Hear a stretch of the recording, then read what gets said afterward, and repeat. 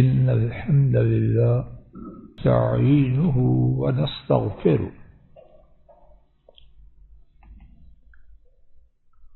ونعوذ بالله من شرور أنفسنا ومن سيئات أعمالنا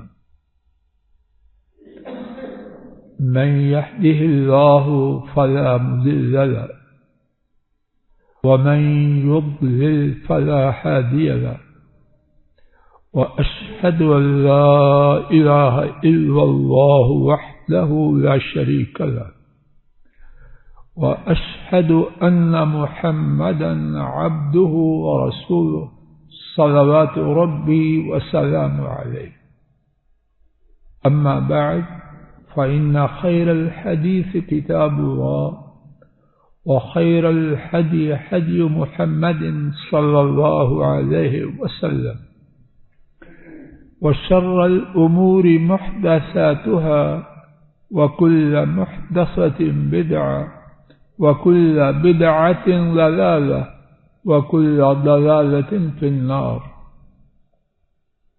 اللهم انفعنا بما علمتنا وعلمنا بما ينفعنا وزدنا علما. سبحانك لا علم لنا إلا ما علمتنا إنك أنت العليم الحكيم. رب اشرح لي صدري ويسر لي أمري واحلل عقدة من لساني يفقه قولي. روى الأئمة أحمد وأبو داود والترمذي والنسائي وابن ماجه وابن حبان رحمهم الله تعالى عن ابن عمر رضي الله تعالى عنهما قال: كانت تحتي امرأة أحبها وكان أبي يكرهها فأمرني أبي أن أطلقها فأبيت فذكرت ذلك للنبي صلى الله عليه وسلم فقال: يا عبد الله بن عمر يا عبد الله بن عمر طلق امرأتك أو كما قال صلوات ربی وسلام علیہ. اللہ مالک کی توفیق سے گزشتہ خطبہ جمعہ کے آخر میں اس مسئلہ کے ذکر کی ابتدا ہوئی تھی کہ اگر باپ بہو کو طلاق دینے کا حکم دے تو بیٹا کیا کرے. اس بارے میں حضرت ابراہیم علیہ السلام کا واقعہ جسے امام بخاری رحمہ اللہ نے حضرت ابن عباس رضی اللہ تعالی عنہما سے روایت کیا وہ بیان کیا گیا. دوسرا واقعہ عبداللہ ابن عمر رضی اللہ تعالی عنہما کا، اس کا ذکر شروع ہوا. حضرات ائمہ احمد، ابو داود، ترمذی، نسائی، ابن ماجہ اور ابن حبان 6 محدثین نے حضرت عبداللہ ابن عمر رضی اللہ تعالی عنہما سے روایت کیا. انہوں نے بیان کیا میری بیوی تھی، میں اس سے محبت کرتا تھا اور میرے ابا اس کو ناپسند کرتے تھے. میرے والد نے حکم دیا اسے طلاق دے دو، میں نے انکار کیا. میں نے خود رسول اللہ صلی اللہ علیہ وسلم سے اس کا ذکر کیا تو حضرت صلی اللہ علیہ وسلم نے ارشاد فرمایا: اے عبداللہ ابن عمر، اپنی بیوی کو طلاق دو. اور صحیح ابن حبان کے الفاظ ہیں، نبی کریم صلی اللہ علیہ وسلم نے عبداللہ ابن عمر رضی اللہ تعالی عنہما سے فرمایا، اطع اباک، اپنے باپ کی اطاعت کرو۔ ایک تیسرا واقعہ وہ بھی سن لیتے ہیں، پھر اس کے بعد اللہ کی توفیق سے اس بارے میں کچھ خلاصہ ذکر کرنے کی عاجزانہ کوشش کی جائے۔ حضرات ائمہ احمد، ابن حبان اور طحاوی رحمہم اللہ تعالی نے عبد الرحمن السلمی رحمہ اللہ سے اس واقعہ کو روایت کیا۔ ایک شخص، اس کی اماں نے اسے حکم دیا کہ شادی کرو، اس نے شادی کر لی، تو اب اماں نے حکم دیا بیوی کو طلاق دو۔ اب وہ شخص سفر کر کے ابو الدرداء رضی اللہ تعالی عنہ کے پاس حاضر ہوا، اپنا ماجرا ان کے روبرو پیش کیا، تو حضرت ابو الدرداء رضی اللہ تعالی عنہ نے فرمایا، میں تجھے یہ حکم نہیں دیتا کہ تو اپنی بیوی کو طلاق دے، اور میں تجھے یہ حکم بھی نہیں دیتا کہ اپنی بیوی کو طلاق نہ دے۔ ان دونوں باتوں میں سے میں کوئی بات نہیں کہتا، لیکن میں تجھے رسول کریم صلی اللہ علیہ وسلم کی ایک حدیث بتلاتا ہوں۔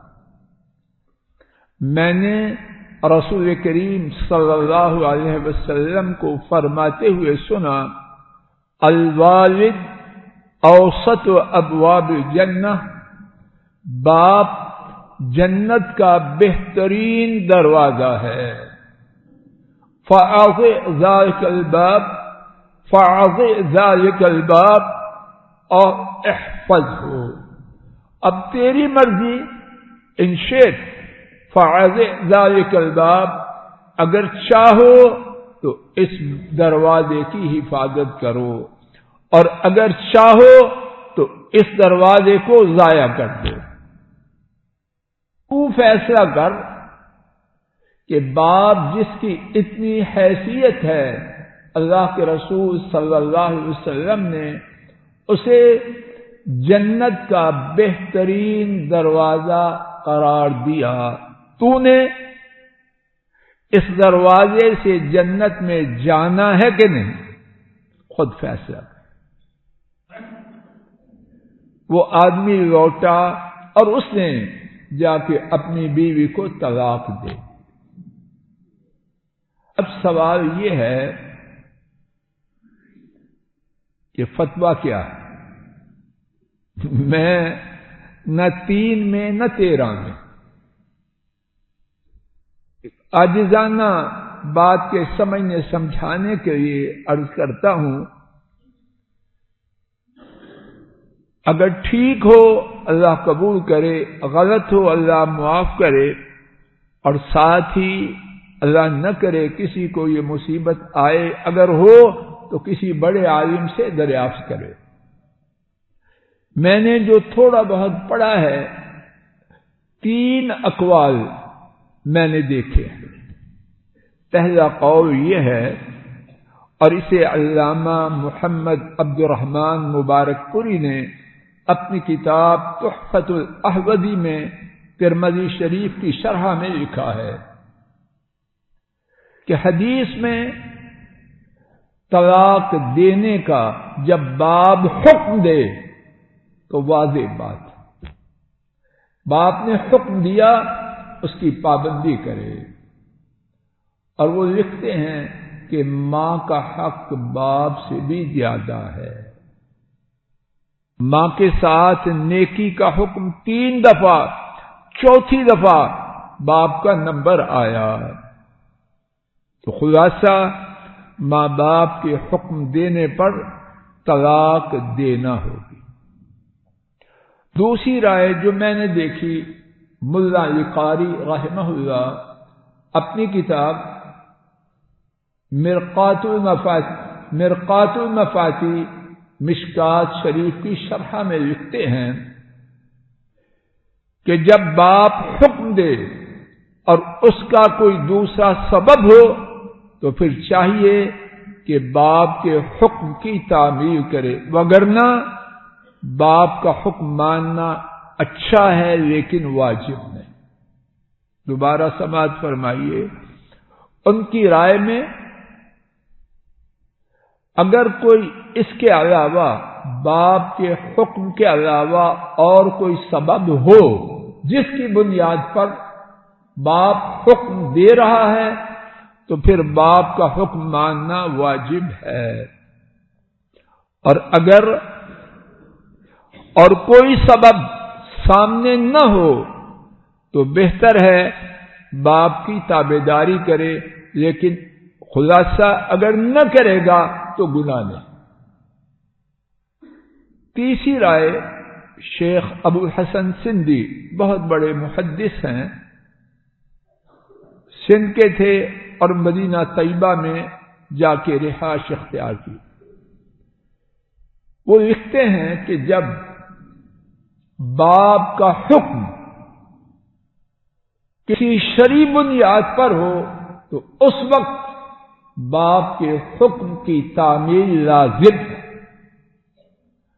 اور ان کی رائے میں نبی کریم صلی اللہ علیہ وسلم نے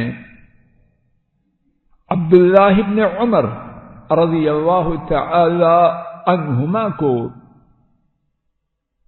جو حکم دیا، ظاہر ہے دین میں عمر فاروق رضی اللہ تعالی عنہ کا مقام بہت بلند ہے، کوئی ظالم تو نہ تھے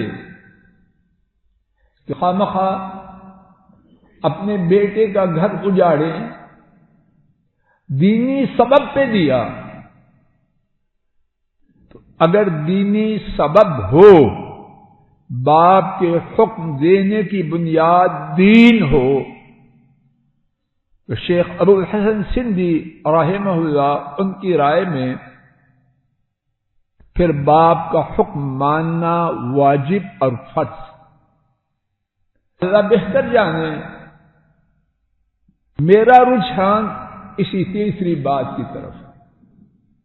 اگر باپ کا حکم کسی شرعی بنیاد پر ہو اور اسی طرح اماں کا حکم، تو پھر ماننا لازم ہے، وگرنہ اللہ معاف کرے، غلطی ہو تو اللہ معاف کرتے کہتے ہوئے بھی دل ڈرتا ہے۔ شیخ ابو الحسن سندھی والی بات اللہ جانے سب سے زیادہ زوردار نظر آتی، لیکن یہاں ایک سوال یہ ہے، کون فیصلہ کرے؟ کہ باپ ہر بات کرنے والا یہی سمجھتا ہے کہ میری بات کتاب و سنت کے مطابق ہے، تو کون فیصلہ کرے؟ ابن عمر اور عمر رضی اللہ تعالی عنہم، ان میں رائے کا اختلاف ہوا، فیصلہ کس نے کیا؟ محمد کریم صلی اللہ علیہ وسلم نے کیا۔ اب کون کرے؟ اگر اسلامی عدالتیں ہوں تو ظاہر ہے اسلامی عدالتوں میں دین والے، علم والے قاضی مقرر ہوتے ہیں، وہ فیصلہ کرے، اور اگر نہ ہو تو کون کرے؟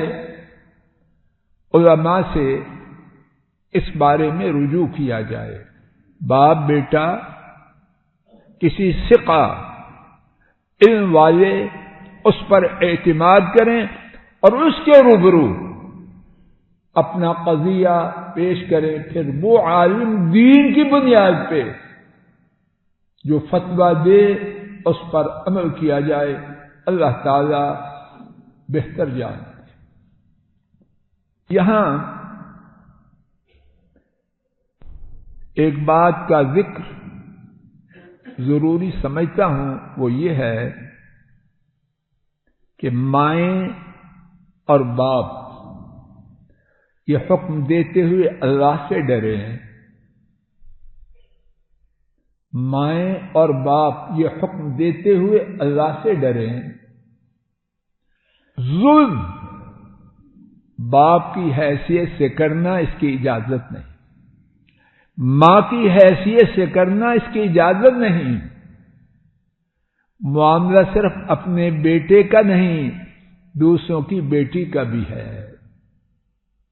کہیں ایسا نہ ہو ماں ہونے کے ناطے، باپ ہونے کے ناطے دوسرے لوگوں کی بیٹی کے گھر کو اجاڑے.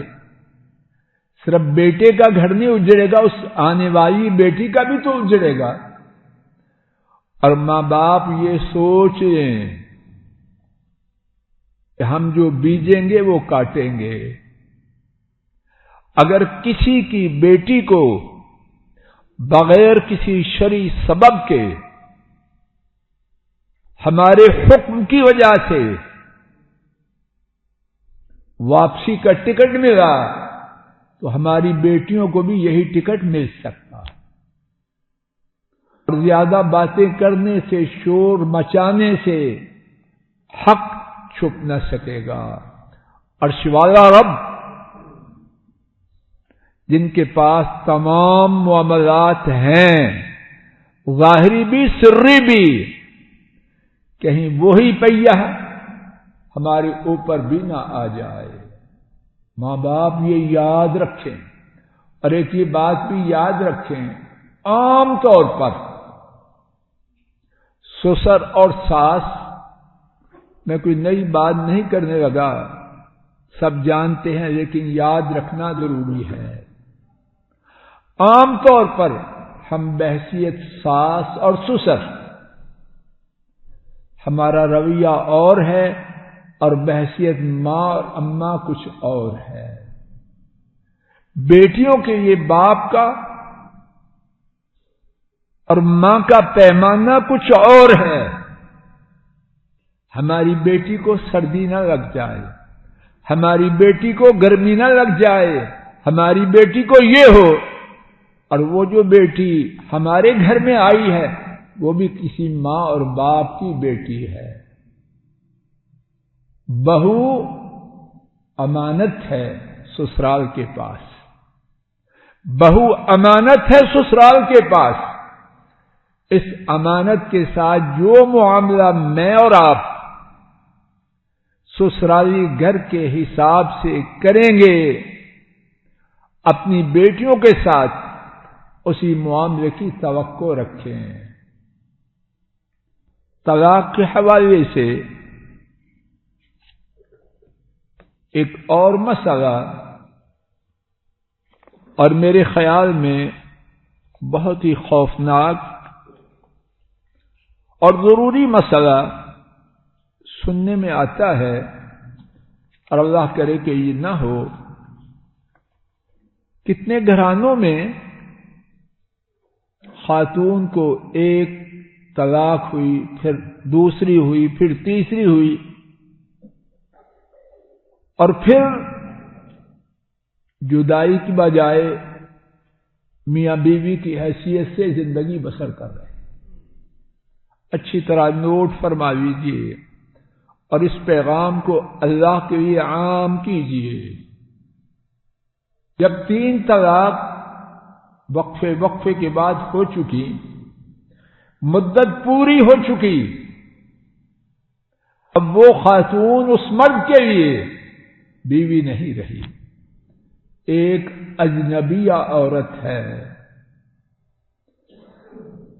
نہ اس کا دیکھنا، نہ اس کا چھونا، اور نہ اس سے اوپر کسی بات کی اجازت نہیں. اب اس کے بعد سابقہ شوہر اور سابقہ بیوی جو کچھ کریں گے، دیکھنے سے لے کر جہاں تک جائیں، وہ سارا شرعاً حرام ہے. اور اگر وہ کریں گے جو میاں بیوی ہونے کے زمانے میں کرتے تھے تو دونوں سنسار کے حقدار ہیں اللہ کے لیے۔ اس بات کو اچھی طرح سمجھیں، یاد کریں اور یہ پیغام پہنچائیں۔ کہتے ہیں جی اب کیا کریں، بچے جوان ہیں، یہ بات پہلے سوچنے کی۔ اللہ نے تو کوئی ظلم نہیں کیا، مسئلہ بتلانے والے نے تو کوئی زیادتی نہیں کی۔ اب جو بیجا تھا اس کے کاٹنے کا وقت آیا تو بھولے بالے بن کے نہ، کسی کے آنکھیں بند کرنے سے، بگلا بننے سے شریعت کا حکم منسوخ نہ ہوگا۔ آج کے خطبہ جمعہ کا ایک اور مسئلہ، اگر کوئی شخص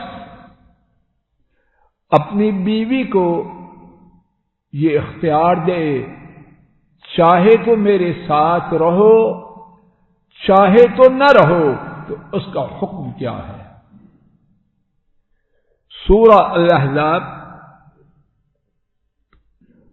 الاحزاب 20واں پارہ آیات شریفہ 28 اور 29 میں اس کا ذکر موجود ہے۔ یا ایھا النبی قل لازواجک ان كن تردن الحیاۃ الدنیا وزینتها فتعالین امتعکن وأسرحكن سراحا جميلا وإن كن تردن الله ورسوله والدار الآخرة فإن الله أعد للمحسنات منكن أجرا عظيما۔ اے نبی صلی اللہ علیہ وسلم، اپنی بیویوں سے فرمائیے اگر تم دنیا کی زندگی اور اس کی زینت چاہتی ہو تو آؤ، میں تمہیں سامان دیتا ہوں اور اچھے طریقے سے رخصت کر دیتا ہوں۔ اور اگر تم اللہ تعالی کا، اللہ کے رسول کا اور آخرت کا ارادہ کرتی ہو تو اللہ تعالیٰ نے یقیناً تم میں سے پاک دامن عورتوں کے لیے بہت بڑا اجر تیار کر رکھا ہے۔ نبی کریم صلی اللہ علیہ وسلم نے اپنی ازواج مطہرات کو جمع فرمایا اور ان کو یہ بات سنائی اور پوچھی۔ ان تمام نے فردن فردن پوچھا گیا، تمام نے ایک ہی جواب دیا کہ ہم اللہ تعالی، ان کے رسول صلی اللہ علیہ وسلم اور آخرت کو پسند کرتی ہے۔ اب کیا حکم ہے؟ دو صورتیں ہیں۔ ایک صورت یہ ہے کہ عورت خامن کی اس پیشکش کے جواب میں کہے مجھے میرا خامن پسند ہے، تو کیا ہوگا؟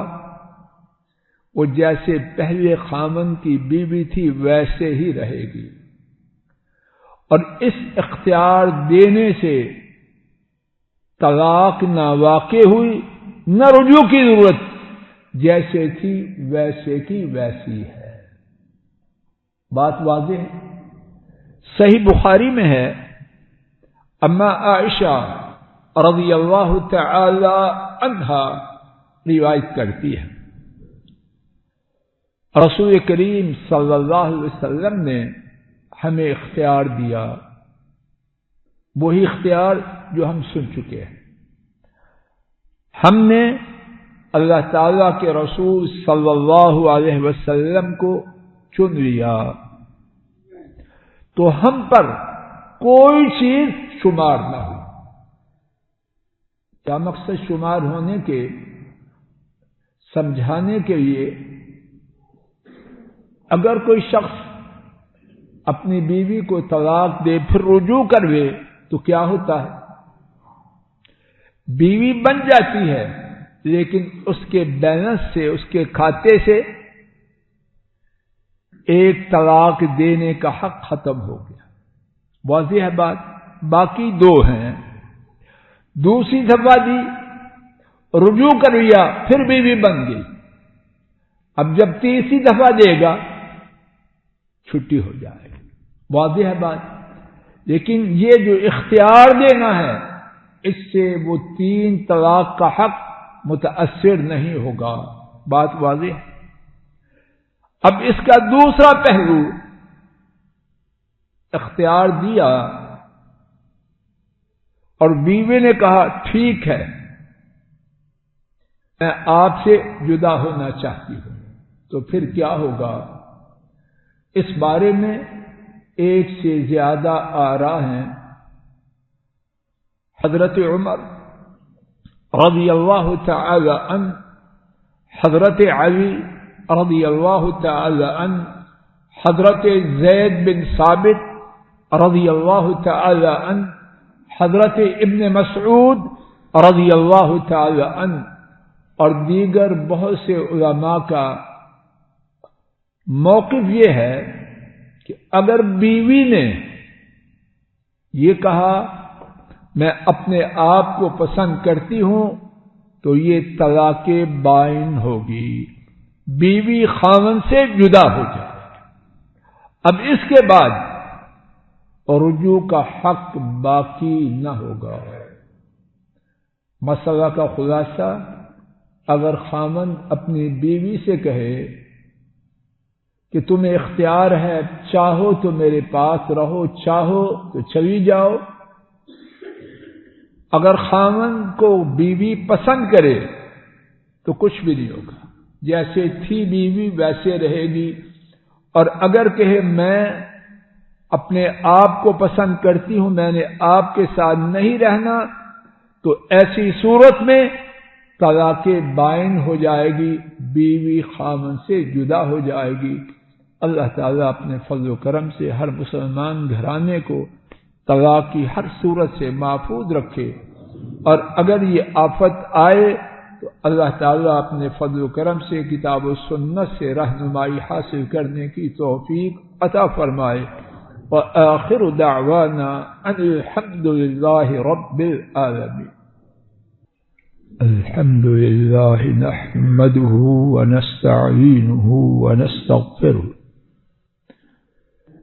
ونعوذ بالله من شرور أنفسنا ومن سيئات أعمالنا، من يهده الله فلا مضل له ومن يضلل فلا هادي له، وأشهد أن لا إله إلا الله وحده لا شريك له، وأشهد أن محمدا عبده ورسوله صلوات ربی وسلام علیہ. آج کے خطبہ جمعہ میں طلاق کے حوالے سے اللہ مالک کی توفیق سے 3 مسائل بیان کیے گئے. ماں باپ کے طلاق دینے کا حکم، تینوں طلاق کے بعد خاوند کا خاوند نہ رہنا اور بیوی کا بیوی نہ رہنا، ان میں کسی قسم کے تعلقات شرعاً حرام ہیں، اور اگر وہ کچھ ہوا جو میاں بیوی کی صورت میں ہوتا ہے تو دونوں سنسار کے قابل ہے. تیسرا مسئلہ، اگر خاوند بیوی کو اختیار دے اور بیوی خاوند کو پسند کرے تو ایسی صورت میں معاملہ جیسے تھا ویسے رہے گا، اور اگر بیوی اپنے آپ کو پسند کرے تو خاوند اور بیوی کے درمیان جدائی ہوگی.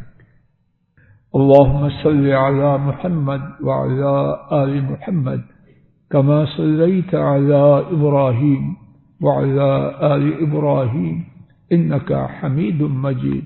اللہم بارک علی محمد وعلی آل محمد كما باركت على إبراهيم وعلى آل إبراهيم إنك حميد مجيد. سبحان ربك رب العزة عما يصفون وسلام على المرسلين والحمد لله رب العالمين. الحمد لله رب العالمين.